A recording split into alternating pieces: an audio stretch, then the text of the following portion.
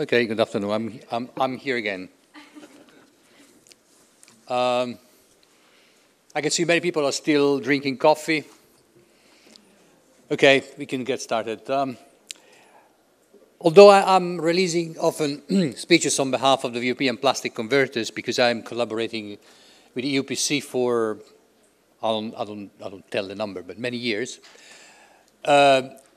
I'm actually an employee of Sealed Air Corporation. I'm actually keeping responsibility of regulatory affairs for Sealed Air Corporation on the food care division for the area, a pretty large area which goes Europe, Middle East, Asia, and the Pacific region, so very large. And I'm here now releasing that speech on behalf of Sealed Air in my role of Sealed Air Director. Actually, I want to just divide this short speech into two parts. The first, I will introduce Sealed Air. For those who doesn't know it, we are present in Turkey for many, many years, but I think Sealed Air names is familiar with some of you. In the second part, I want to give you some background on how the food safety is actually tackled by us, the organization that we have and the criteria that we use and the tools that we use for ensuring that the food which we actually our customers put into the market are safe, which is not just a requirement by law, but it's a requirement in general from the business standpoint. Okay, starting from a very broad statement, which is the mission and the vision statement for Sealed Air Corporation. These are two statements that are brand new because they have been developed in 2013, so they are 1 year old. And they are actually reflecting a new management of the company from mid-2012. We have a new board, a new CEO, and there was a long discussion and elaboration of the vision statement, which means we want to create a better way for life. I think it's very broad and sometimes might even appear a bit holy. I mean, what does it mean, creating a better way for life? In fact, creating a better way for life for us means that we want to provide our customers with solutions that are indeed keeping food which is put into the market safer. We want to improve their operations. We want to make their operation cleaner. And we want their operation to work under a sustainable manner. So safety, cleanliness, and sustainability are three basic statements and three keywords that we are striving to do every day. How do we want to do it? We want to do it by reimagining how do we serve our customers. We reimagine the industry we serve, which means that we want to do it by looking at the business of our customers in a different way, in a more holistic way. Because, of course, packaging is a very important part of food safety, but there are all other parts of food safety that are equally important. I will not say more, but equally important, like a good implementation of hygiene practice, HACCP, keeping the premises and transport clean, free from microbiological contamination, etc. And again, this seems a very broad statement, but it is in fact not. Because if you look at how we have changed, our company has changed its footprint on the market starting from 2012, mid-2012. If you want to go, you can do that exercise. If you go into the New York Stock Exchange, you would see that since we started a different approach to the market, our value is just doubled. So in 2 years, we have doubled our value, which means that behind the statements, there is a strong execution, strong operation, strong discipline to change completely the company. So that's the reason why I want to say we are very proud to have earned in this year, in 2014, the award from Fortune as a world most admired companies into the packaging industry, which is, something we like to put up front because indeed it's a big achievement. So I said values and discipline. Without value and discipline, this cannot be possible. So value, we have 4 values, 4, let's say, fundamental values, that again seems common sense. Ethics means that we are very much committed to do that. So every day we are struggling to do that. In everything we do, I mean, we are actually trying to do the best to achieve the objectives that we have. They are not just only financial objectives, because the first thing is we want to do something different, we want to do something better or best for our customers, and money comes later. I mean, first of all, you build the reputation, and once the reputation is built, then the financial results comes out. But, you know, everything is really about reputation. I would personally lose money than reputation. Because you can recover money, you cannot recover reputation. That's very important into business. Determination. Well, determination means that don't give up. I mean, nothing is very easy. I mean, you cannot really do something in a snapshot or trying to run a project in a fortnight. That's not possible. So determination means that sometimes you're really desperate because you don't know what to do. If you want to do something you have promised your customer, but you have to have very strong determination to do it. And this leads to the third value, collaboration. Collaboration means you cannot do it by yourself. Nobody can do everything by himself. That's not possible. So collaboration means we have to make an environment where we have collaboration. The company is a big company. We have expertise, and the expertise around the world is in the United States, is in Europe, is in the Middle East, is in Asia, is in everywhere. So collaboration means that you have to struggle and to build up that collaboration. Internal and external. We do not know everything. So there are others who knows what we want better than us. So collaborate with external institutions, business partners, universities. That's something that we do constantly. That's something we do constantly. To do innovation, of course, to deliver innovation. And delivering innovation, important is that we are striving not a me-too innovation.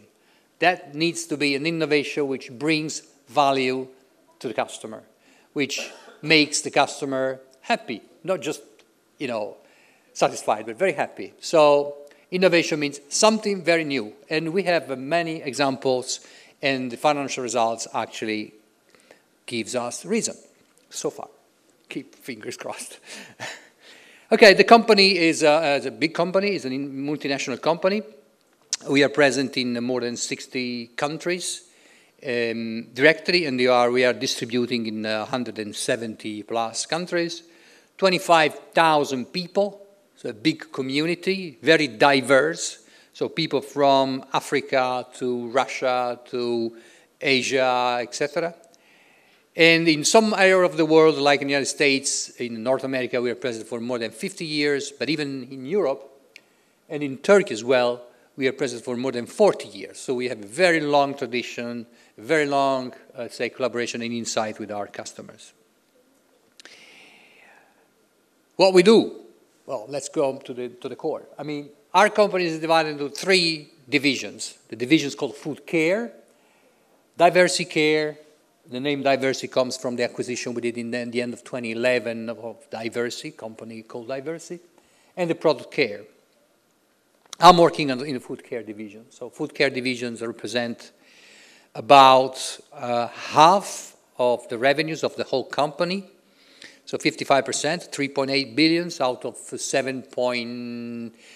we are approaching $7.8 billion dollars on a global basis. And Food Care does everything which needs to keep the food safe, meaning packaging materials from one side and hygiene solutions from the other side. Packaging materials, we know what we're talking about. Hygiene solutions is actually a solution which keeps food premises clean. So sanitizers, detergents for food premises, so food industries, machineries, floor, but even food itself.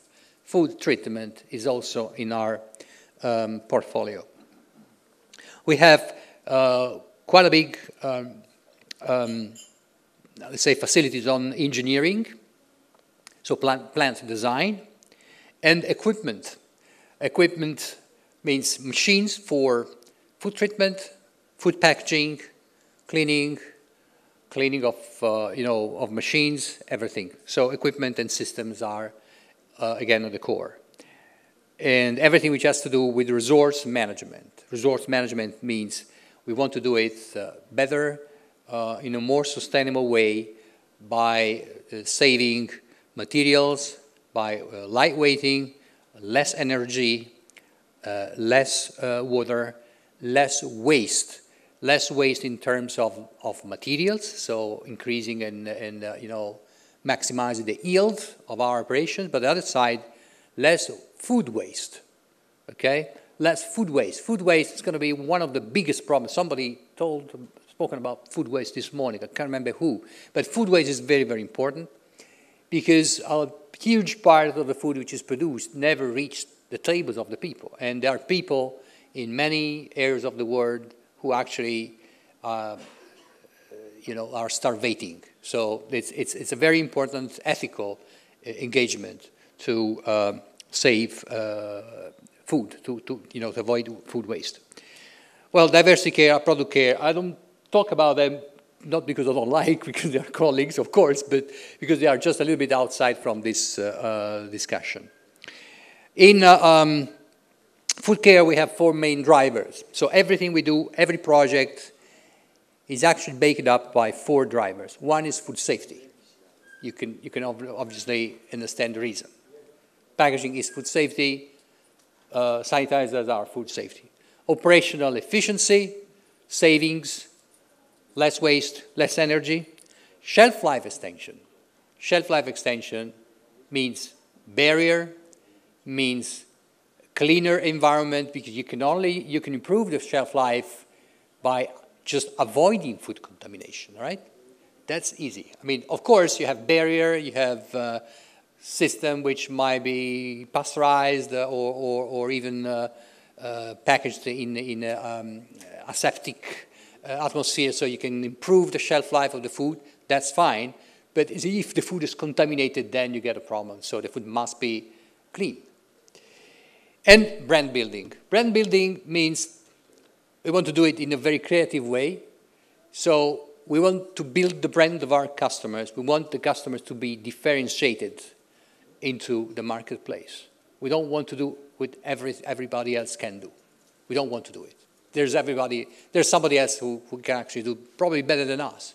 But we want to do it in order to build trust and to build the credibility and the innovative attitude of the company. This is a very colorful slide which reports some of the biggest customers. You can recognize big names. I don't want to go into this, but you see that there are big names like Coca-Cola, Safeway, many, Philips. Well, by the way, some of you might already have purchased the iPhone 6, right? And if you look at the iPhone 6, the packaging of iPhone 6 is our stuff. Okay, regulatory affairs. All right, I'm in regulatory affairs, of course, and we have global organization on regulatory affairs, as you might figure out. We have 3 main, let's say, areas. Let's call it areas. They are not actually groups or divisions, but the areas. We have shared services. There are people involved into activities that are shared among the whole company, like toxicology or registration of some substances, etc. We have an area of systems. And systems means IT systems, information technology. In a company as big as ours, I mean, if you don't have a good information technology, you get lost. Because there might be materials that are developed in New Zealand and they want to sell in Germany. And you have to have a system to do it. I mean, you have to understand. So you have to have a repository for the formulation. You have to have somebody who is actually looking at that formulation and in the perspective of being sold in some area of the world. So systems is very, very important. As well as for example, getting, let's say, hints on, I want to do something new. How many chance I have that this can be approved in some area of the world, okay? Because how is the regulation over there? How long does it take? How much does it cost to go to the testing, et cetera, et cetera? So consultation through systems is important as well. And then we have the regulatory divisional. So the food care looks like strange enough, but we have only 10 FTE. So 10 people working in regulatory affairs, right? Not very many at the end in the food care for a big company like us. But we have a responsibility on Europe, Middle East, Turkey, Asia Pacific, which is mine. And we have another small group which is looking after Americas, North and Latin. Background, you can figure out chemistry. Most of the people have a chemistry background, food science, microbiology, toxicology, IT, of course, and legal. And partially we have legal people in our group as well. We interact with the whole customers internally and externally into the organization. We try to minimize the customers externally, not because we don't like them. We like the customers, of course, but because it's very time expensive having to do with customers externally. So we try to mediate that contact through other functions, like sales, for example. So we have our main, let's say, partner in regulatory is R&D. Regulatory is part of R&D, actually. So my boss is vice president of R&D. Okay, so that's why. So we interact a lot with sales and marketing, with the quality people as well, because in the regulatory, especially for resins, for example, you have indeed specific requirements on purity, and this is very much close to what the quality does. Legal services, intellectual properties, patentability, etc., and the regulatory authorities, of course. We have a lot of contact with national and international regulatory authorities for virtually every country of our, the way we do business. Yeah, this is something I have already said. It's a nice picture because it shows you the geographic area. I like to say my responsibility goes from London to Cape Town. But it's, Anyway, what do we actually do? The task and responsibility of this group is compliance checks. And compliance checks, self-explaining, everything we just put into the market must be checked because of compliance with the country where this product, either packaging or not, needs to be sold. And there might be testing to be done, either for the chemicals or packaging. Indeed, those testing are under our responsibility. We use most of the time external facility for testing. We don't have many resources, but then, of course, this is done outside most of the time. We do the workflow management. Workflow management means the regulatory management of the workflow, so the IT system is, of course, under my group. In some cases, we do projects and tasks with a high regulatory content. For example, if you want to approve a new treatment somewhere, this is a project which is led by a regulatory person, a person of my group. Risk assessment. In the chemical area, risk assessment is well established since many, many years. In the packaging area, risk assessment is a brand new topic which is taking ground, especially in Europe, and I'm expecting that it's spreading. And of course, risk assessment is up to us. Customer support, the mandatory documentation, so the declaration of compliance I showed in my previous presentation, as well as the support and documentation, is under responsibility of our group. And not only, sometimes we are involved in meeting some customers' policies and some customer expectations, like customers who wants to have some specific features needs to be addressed by us. Like, just to make an example, somebody wants to have phthalates-free products for whatever image or good or bad reason, but that is something that our group takes as a responsibility. We run support and troubleshooting and regular training for the users of the regulatory systems. Every time we have a new tools or a new functionalities. Communication, I'm here, so we do communication, technical and regulatory communication. Internal, of course, because we want to have people knowledgeable of how the regulatory influence their lives, but also externally because we want to differentiate and want to tell everybody how develop and how much is the attention we pay on keeping the materials, our products, you know, in good shape from a regulatory standpoint. We have activity in the association and institutions, in the European plastic converters, in Europe, in the Society of Plastic Industry, in the United States. We started up in other countries, like in Australia recently. We are struggling a little bit with other countries where it is a little bit more difficult, like China. But indeed, we have a lot of activities in international association and with institutions. I mentioned UPC. We are members of UPC for many years, more than 20 years, I think. And I'm actually leading the food contact panel of EUPC. And through EUPC, we are listed by the institution. So we represent the industry in the European Commission task forces in several working groups. So we have the opportunity to provide our input every time a new legislation either passed or modified or discussed. This is the legislative landscape. I mean, the food contact regulation is very important, but it's only one in the list, you can see. I mean, the food contact regulations are different in Europe, in the US, China, Japan, Mercosur, etc.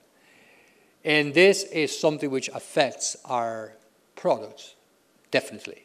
But they are not just food contact regulations that you have to take into consideration. There are biocide products, the BPR regulation and the EPA regulation.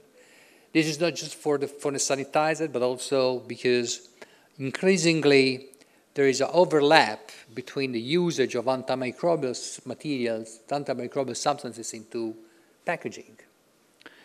Post-consumer recycled plastics, okay? Active and intelligent materials, packaging waste management. We need to keep our customer abreast of what is going on packaging waste management, because this has an impact on the tax they pay, and they're different in every country. HACCP, hazard analysis, critical control point, and hygiene. Food treatment technologies like pasteurization, aseptic, sterilization, etc. Food and feed additives, REACH and CLP, and medical devices. We have some activity in the medical devices as well. Conclusion. Well, okay, I was faster than I thought. Of course, food safety is at the core of the values of our companies. We pay a lot of attention on packaging materials, but this is framed with a wider perspective of food care. So food care is not only packaging, it's mostly packaging, but a lot of other factors can have an influence. We make a large use of IT and automation. As I mentioned, the declaration of compliance, we actually do declaration of compliance, MSDS, automatic. Nobody is actually typing. We just feed information somewhere in the computer, and that is built up somewhere in 10 different languages, and it's put into the internet and shipped to our customers. We have a huge diversity in expertise, you see, from chemistry to legal. And what is important to us through not just the regulatory people, but also the contact we have with the application people, sales and marketing, we have a strong customer insight, which helps us to do exactly what the customer wants and keep them satisfied and give them the opportunity to touch how, I would say how we value their business in the end. Because giving, compliance is just, is the bottom line, it's just a starting point. But giving them values, giving them appreciation of their business means we want them to be 150% sure that what we actually provide to them is on behalf of the best safety of their product. Thank you for your attention.